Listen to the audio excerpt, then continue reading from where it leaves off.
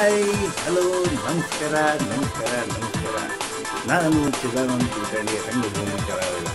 ಇವತ್ತು ಎಲ್ಲರಿಗೂ world smile day ಕಾರ್ಯಕ್ರಮಕ್ಕೆ ತಮಗೆಲ್ಲರಿಗೂ ಸ್ವಾಗತ ಮಾಡ್ತಾ ಇದ್ದೇನೆ.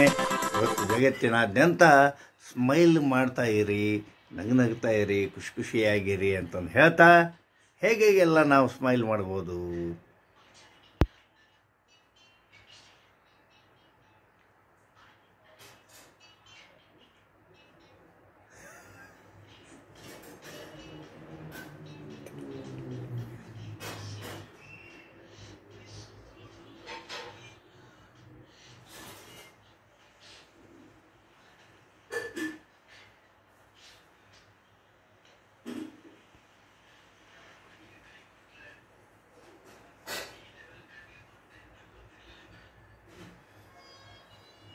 All the best.